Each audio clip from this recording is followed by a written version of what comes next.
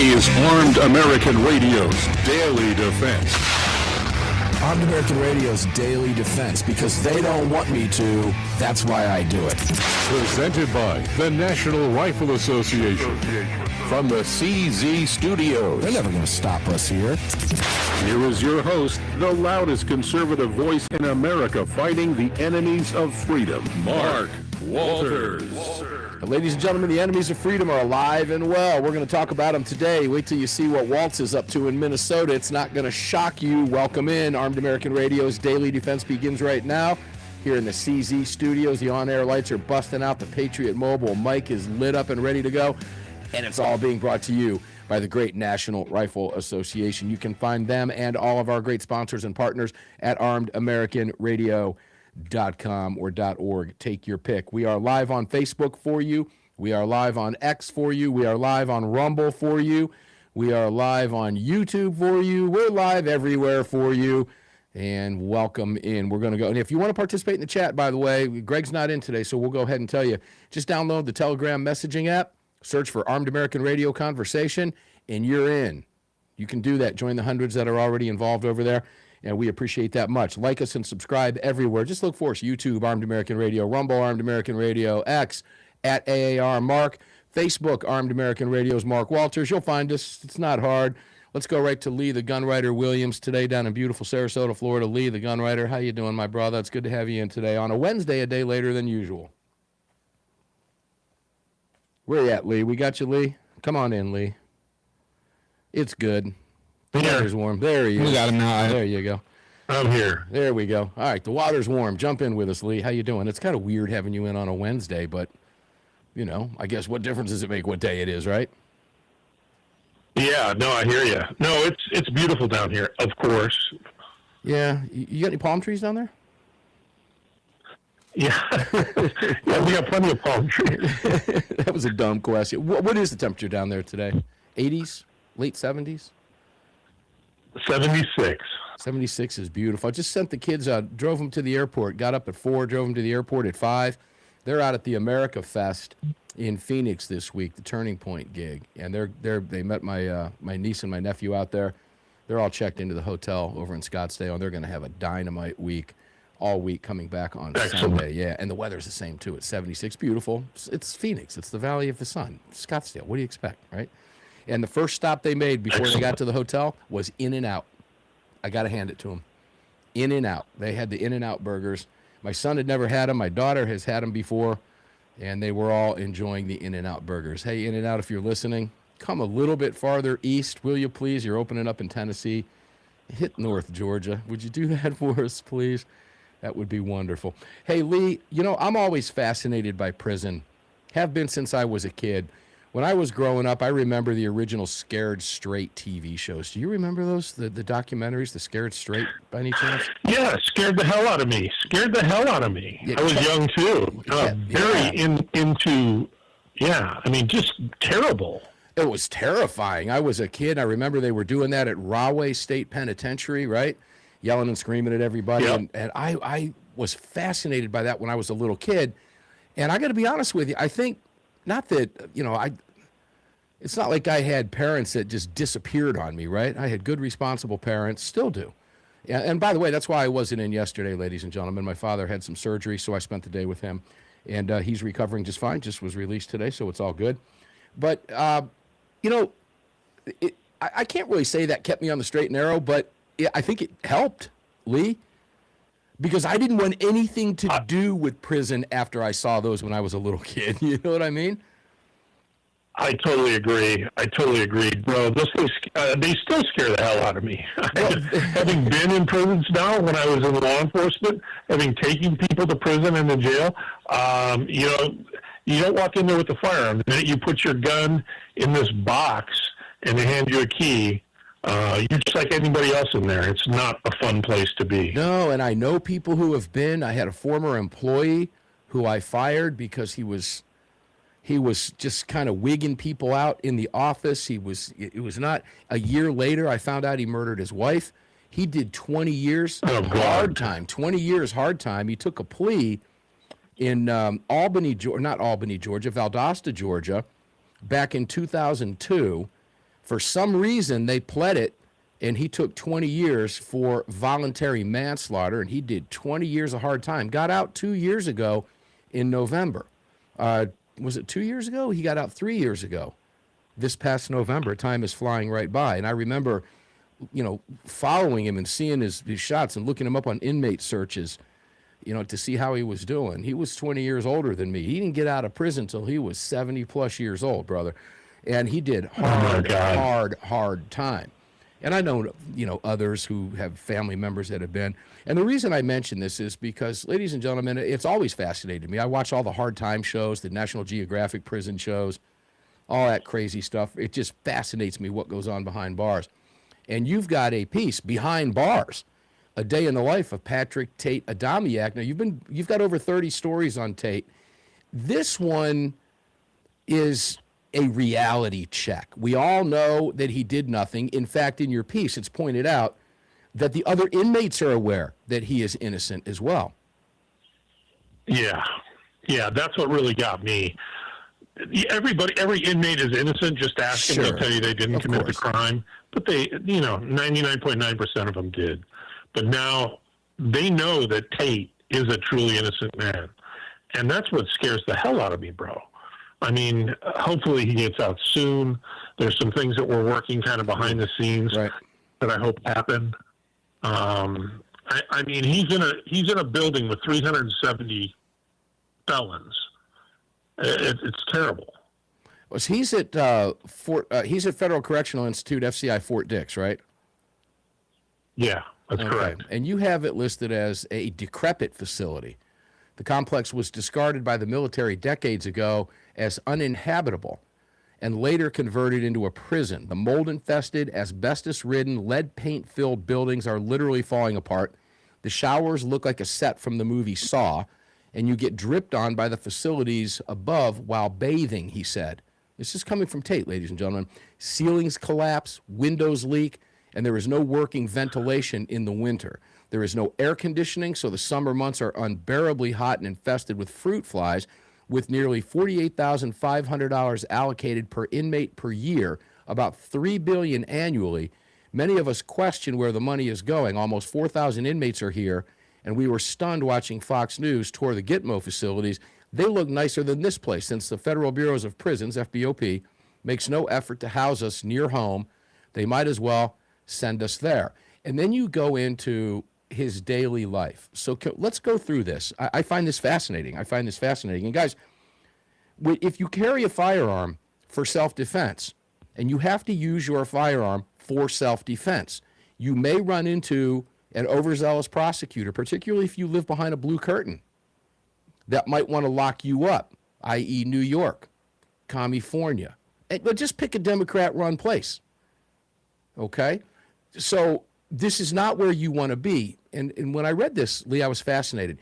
He says he wakes up first at 5 a.m., and what happens from there? They bang on the door. This is after they check him 3 times a night. They shine a flashlight in his face, so he's waking up all night long. He hears this terrible PA system, which is incredibly loud, gets his uniform on, makes breakfast. He eats the same thing every damn day, oatmeal and peanut butter, and he goes to school or work. The DOC has trained him as a steam fitter, so thankfully he's in charge of one shop. He's basically working gas pipes and hot water heating systems to keep the buildings warm. But he's walking around with box cutters and hammers, which is kind of interesting. He goes to lunch. They have to check the tools back in. He checks them out after lunch. Basically the same meal every day for lunch, with chicken sandwiches and tons of rice and beans.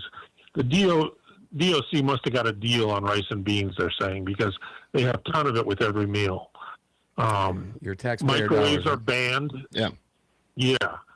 So when they do get food, they buy it from the commissary to heat it up. They'll take 2 metal plates with wires attached to an outlet, drop them in a mop bucket full of water, put the food in a plastic bag, and put it in the hot water. You want to live like this? Disgusting. You want to live like this, ladies and gentlemen? Honestly? I mean, think about this. This is crazy stuff. He says he used to be in a cell with 11 other guys. And I'm quoting him. I got a 2-person cell about 2 months ago. Lee, I'll take this to the break. When we come back, we'll continue. I want to go through this daily life of him. It's utterly fascinating to me. This is an innocent man, ladies and gentlemen, an innocent man. He says he wakes up to the sound of the loud, staticky PA system, calling other inmates to their assignments, gets his uniform on, as Lee said, makes his breakfast, same thing every day, trained as a steam fitter, work with gas pipes, hot water heating systems. Basically, I keep the buildings warm. I am a grade 1 in charge of the inmate population at the shop. We do repairs throughout the day, installing new systems and fixing old ones. Work ends at around 10:30 a.m. every day. When we come back, I'll explain more, and Lee will tell us more because he's been talking with Tate behind bars of what has happened to this young man's life for doing nothing wrong except being on the wrong side of the ATF. Back after this. Okay, be right back. 10-4.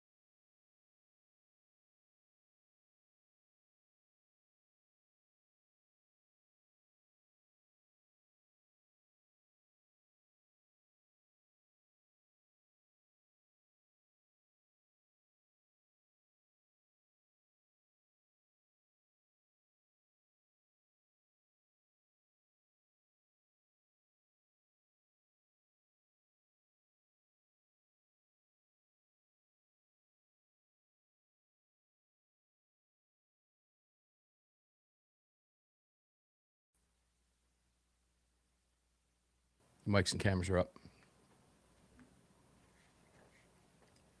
What was that? Mics and cameras are live on the streams. Gotcha.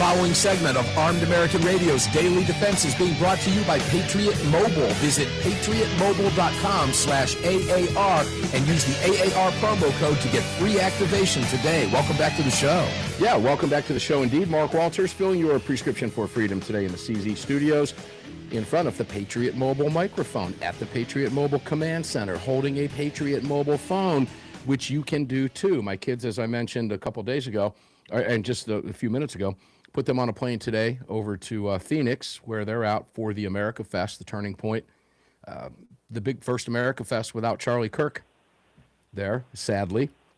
And Patriot Mobile is one of the top sponsors, and they will be hanging out there. So if you're in Phoenix and you're listening and you're going to be there, make sure to stop by the Patriot Mobile booth. You'll meet everybody that you've heard on the show from Patriot. Glenn will be there. Scott will be there. Stephen will be there. Danielle will be there. We love Danielle. And I believe Leah is going to be there as well. So make sure to stop by and check them out.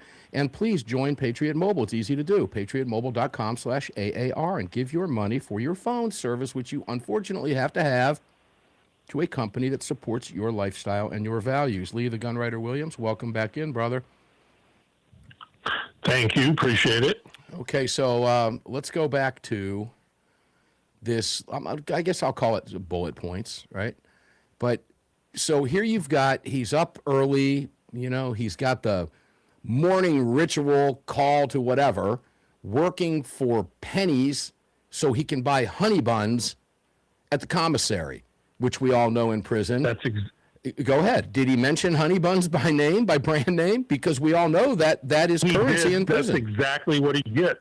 He said all the food there is crap. It's all, you know, it's the worst thing you could buy in a vending machine like 20 years ago. He said it's all sugar. It's all full of chemicals. There's not a good thing to eat there. So I was a little surprised to see that work ends around 10:30. That's a long day when you get done working at 10:30. I'd rather work till 4:30, be tired, and want to just sleep what's left of my miserable existence away. Yeah, their day starts early and it ends early. I think boredom is the most significant problem he has there. I mean, in the afternoon, they'll go back to their cells. Mm-hmm. He keeps busy. He studies his case. He writes to his friends. He sends, makes phone calls when he can get to the phone. And then they go to dinner. And dinner is pretty much the same thing as lunch. Terrible food made with water that he's worried about is contaminated. All right, hold on. Let's go to the water, because he does mention this. He says that lunch is basically the same every day. We're on a 4 or 5 week food schedule. We have chicken sandwiches every Tuesday with tons of rice and beans every meal. It's fine, I guess, but most people, when they first come in and they're fresh here, won't even eat it. Microwaves are banned to heat their own food. You said they make stingers, the wires. Food is wrapped in trash bags and submerged. It's disgusting and unsafe, but the only option. Our drinking water, he says, quoting, comes from 1940s plumbing. Inline filters rarely get changed due to funding. Staff refuse to drink Fort Dix water because it is known to be contaminated. And boredom is a significant problem, as you just mentioned. So what happens in prison when boredom takes hold? This is when things get violent. This is when riots erupt. I mean, this is how people get hurt, right? Right. Now, he's not in a high-security prison. It's a medium, thank goodness. But people get hurt there. People a guy got stabbed last week.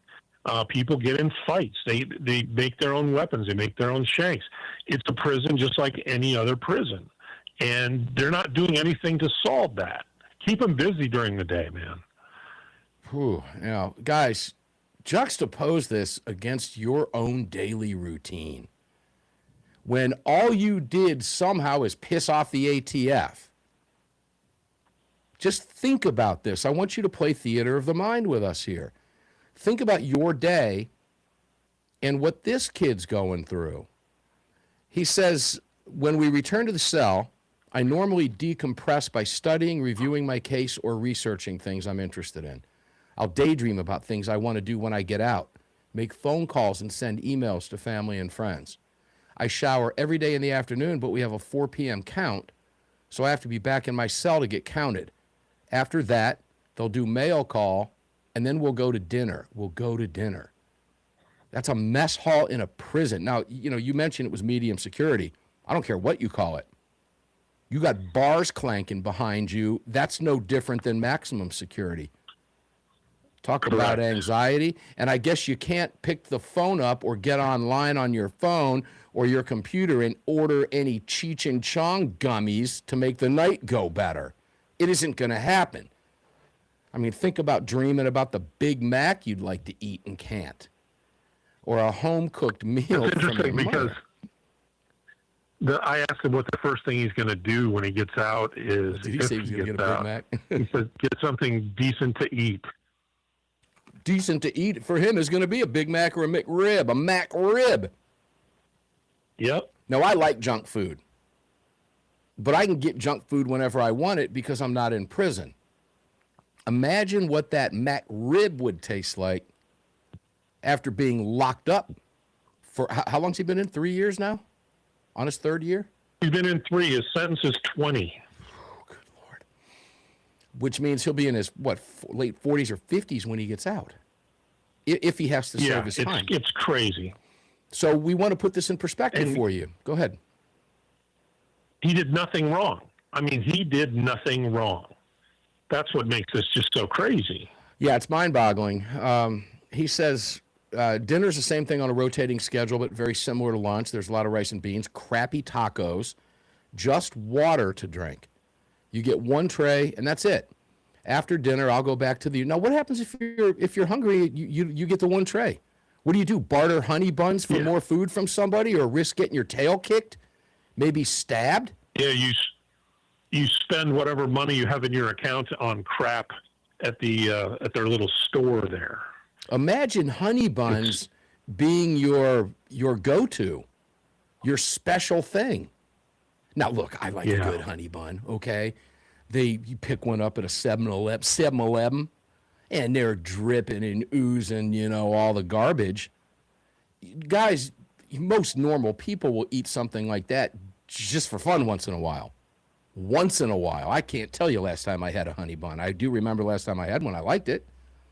Because it is crap. Crap tastes good, right? Let's be real. But every day, imagine that being your currency. And your life can depend on that. That's crazy. Lee, your life can depend on that currency.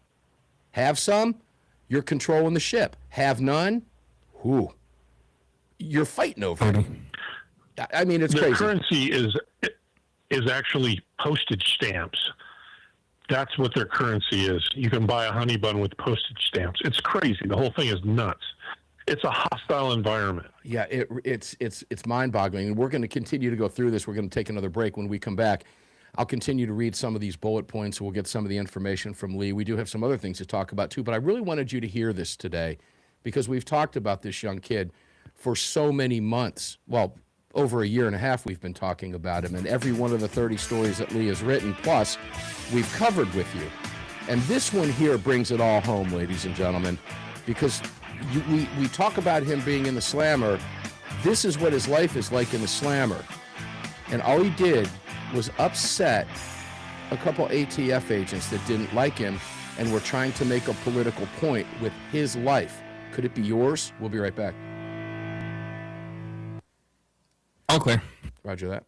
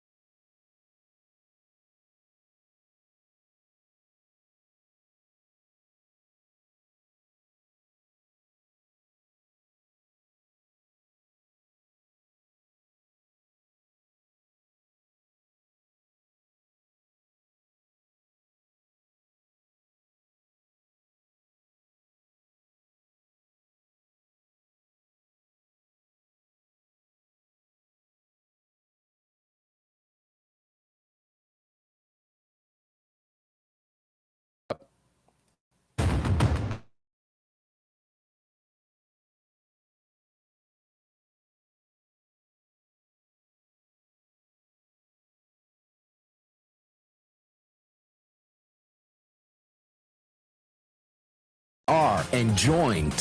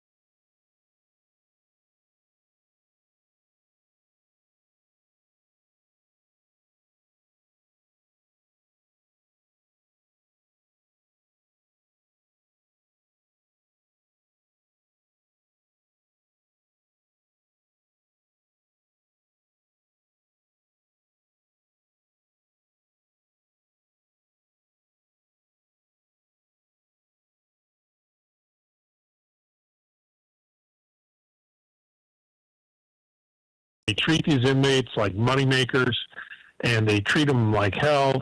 Everything in there is bad, including, say you do have trouble with your mental health. You're not going to get any treatment there, bro. Well, they're going to treat you there. Yeah, right. I mean, you're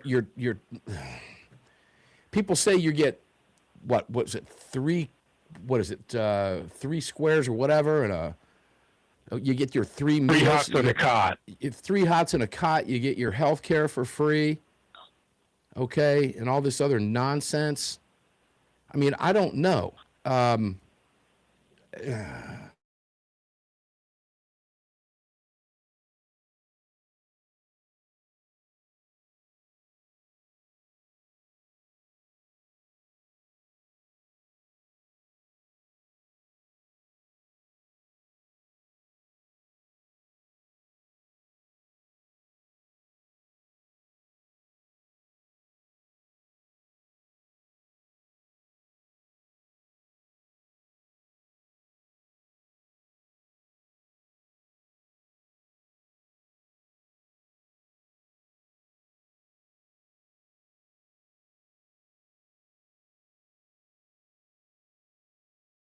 I mean, he's an innocent man, and he's now going to be spending up to 3 years in prison for crimes he committed, totally based on Biden's reworking of the ATF and how after him, even though there wasn't any evidence, how they changed the rules. It's sickening, and it makes me, I got to tell you, I've never had a story that makes me so angry. Yeah, when we come back, ladies and gentlemen, what we're going to do is we're going to wrap this one up, and I believe the audio's back up. I believe we're going to wrap this up, and then I'm going to go to a couple other things. I want to get your opinion on a few other things, Lee, that have unfolded over the last week. And while I can't say it's been slow on the gun control front, because we're going to cover some of those stories. Hard break coming up. Guys, hold tight with me. When we come back, Armed American Radio's Daily Defense continues. Unfortunately, we've only got one segment left. We'll get to as much as we possibly can. But I wanted to focus specifically on what this young kid is up against in prison and kind of relay it to you. Imagine if you found yourself in that situation, what a horrifying thing it is. We've got to work to get this kid out. We'll be right back. All clear. I'll be right back. 10-4. Guys, I want to apologize about the audio, if the audio had cut out.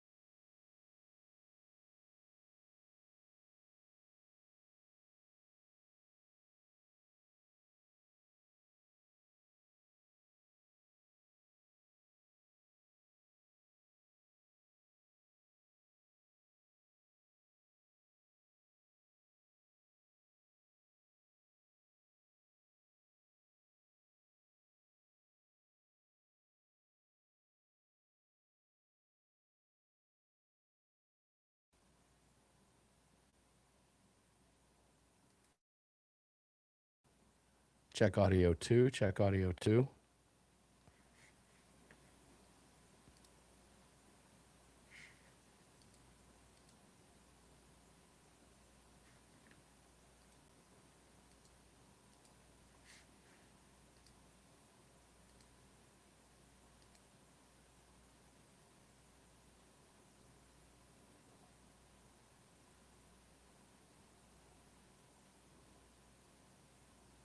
All right, come back here in about 15. Roger that.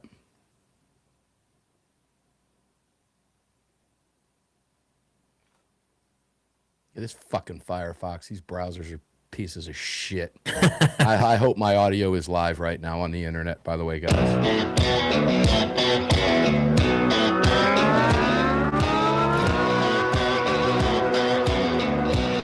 This segment is brought to you by Attorneys on Retainer. Get the only self-defense program for gun owners backed by a real law firm, the Attorneys for Freedom. Visit them online at attorneysonretainer.us. Welcome back.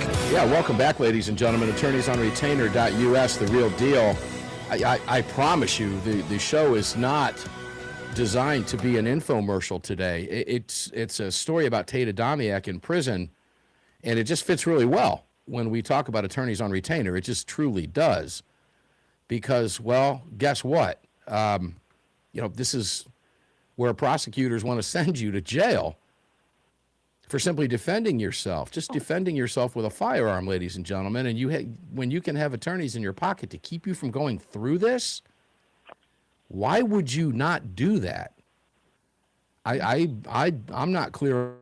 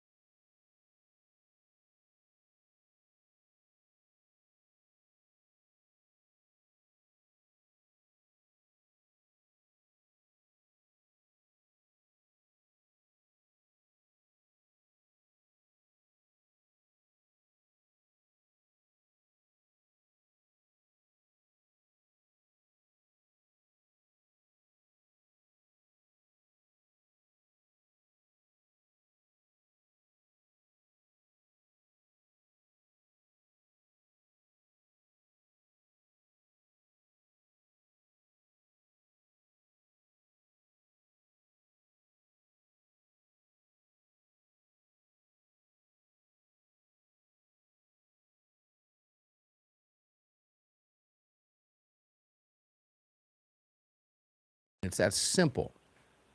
All right, let's move over to Waltz. And you were just up in Minnesota. How is he thought of up there? I'm sure you had political discussion. How do they feel? Now, you were way up there. You were in the North Country in Minnesota, several hours north of Minneapolis, St. Paul area, where there's a lot of good gun owners. It's very rural. What do they think about that clown? Well, where my dad lives up in northern Minnesota, he is despised. Unfortunately, you've got the Twin Cities and parts of Duluth that love the guy because they're so liberal. Yeah. And, look at, he probably failed